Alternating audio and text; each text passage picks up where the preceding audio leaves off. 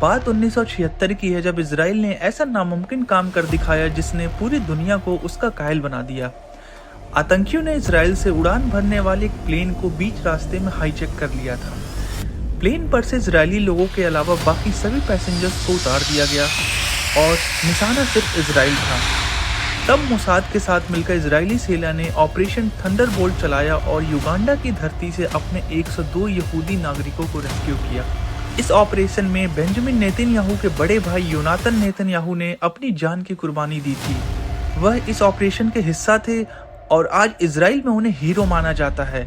Israel एक बार फिर से योनातन की कुर्बानी याद कर रहा है, क्योंकि फिलिस्तीनी आतंकियों के खिलाफ जंग में 200 से ज्यादा इजरायली हमास के कब्जे में हैं। अगर ऑपरेशन थंडरबोल्ट की बात की जाए तो ऑपरेशन एंतेबे भी कहा जाता है। 4 जुलाई 1976 को योनी नेतन्याहू, जो पहले से इजरायली सेना में सम्मानित अधिकारी थे, उन्होंने उस मिशन का नेतृत्व किया था। इस ऑपरेशन को थंडरबोल्ट या एंतेबे नाम दिया गया था। बात रविवार 27 जून की है, जब एयर फ्रांस फ्लाइट 139 ने तेल अवीव से उड़ान भरी। यात्रा पेरिस तक की थी। पहला ठहराव एंथेस में हुआ। जर्मन बॉर्डर मेनहोफ आतंकवादी समूह से जुड़े विल्फ्रेड बोस और Brigitte Kuhlmann popular front for the liberation of फिलिस्तीन के 2 आतंकी ग्रीस में यात्रियों की शक्ल में सवार हुए और प्लेन को हाईजैक कर लिया।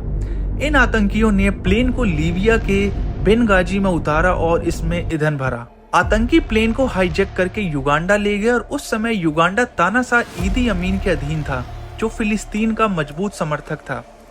आतंकवादियों ने विमान के 258 यात्रियों में से उन लोगों को मुक्त कर दिया क्योंकि वे इजरायली या यहूदी नहीं लग रहे थे, और बाकी को बंधक बना लिया।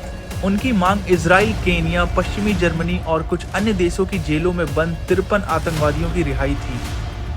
जवाब में इजराइल ने 4 हरक्यूलिस विमान में लगभग 200 सैनिकों के एक कमांडो ग्रुप को मिशन पर भेजा। इजरायली कमांडो ने उस टर्मिनल को तोड़ दिया जहां बंधकों को रखा गया था।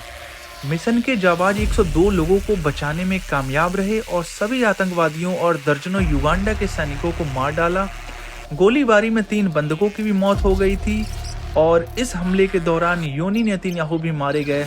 उनके सम्मान में इस ऑपरेशन को ऑपरेशन योनातन नाम दे दिया गया था। दोस्तों, अगर आज के सिनेरियो की बात करें, हमास और इजराइल के बीच जंग काफी खतरनाक मोड़ ले चुकी है। अमेरिका भी इस भयंकर लड़ाई में कूद चुका है। उसने अपने घातक हथियार और मिसाइल लैस इजराइल को भी भेजे हैं। आगे भी और मदद करने की बात कही है।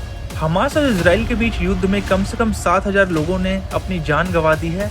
हमास आतंकियों का दावा है कि उसके पास गाजा पट्टी में भी 200 से ज्यादा इजराइल अपने नागरिकों को छुड़ाने के लिए जल्द ही जमीन पर बड़े ऑपरेशन करने की भी तैयारी कर रहा है।